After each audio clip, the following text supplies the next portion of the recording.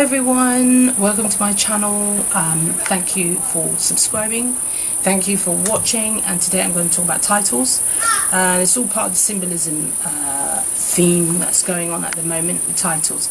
Now when you're writing a novel, you might think to yourself, right, I need a title, and you start writing, and it's fine. Your title may change during the course of your novel, or you may not have a title at all. And then right at the end you're thinking, I still don't have a title. Where am I going to find my title from? I don't have a title, but that's okay. Usually you have an idea of your title by the time you finish writing your novel.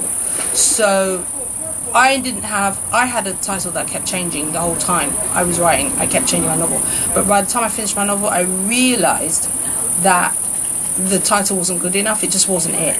Your title is in your novel. It's very subtle, but it's in your novel.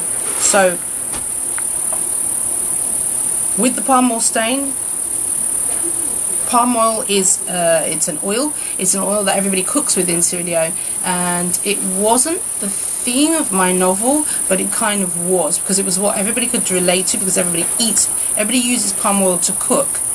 And I won't go into it, but it stains clothes. So it's kind of like the love of what is rich about the country is also what kills the country, and so that became a running theme throughout my novel.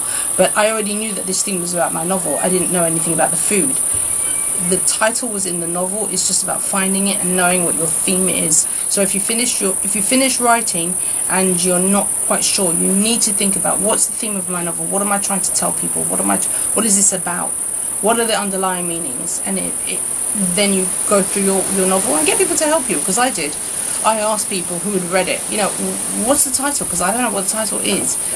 The most important thing about the title of your novel is that it has its meaning it's got layers of meaning. Your title must have layers of meaning. The second thing you need to understand is that it has to attract the readers. So if you want to look for something obscure to show how intelligent you are, that's all a load of baloney. You need to find a title that's going to attract your readers as well.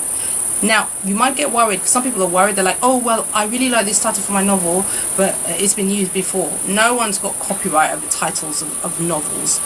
But what you need to be aware of is the confusion that it may cause. Because I might think, if your title of your book is called The Outsiders, and I'm looking for a play, but I don't look up plays, I just look for The Outsiders and I buy your stuff because I really don't know what I'm looking for, and I get one thing when I was looking for something else. It can cause confusion amongst readers, so you need to be aware of that.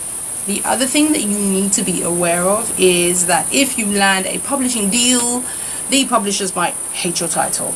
They might say, you know what, this title's rubbish, and you might want to hold on to that title, and that's nice. Yeah, that really is nice. But the bottom line is, publishers know what they're doing. They need to eat, they need to sell their books, they need to make money, they need to exist. So if they come up with a title for your book, you can negotiate it if you want to, but be aware, but this is all about the reader and what's going to attract the reader. What kind of title is important to the reader. Thank you for subscribing, and that's all I can say. I'll tell you about titles. Alright?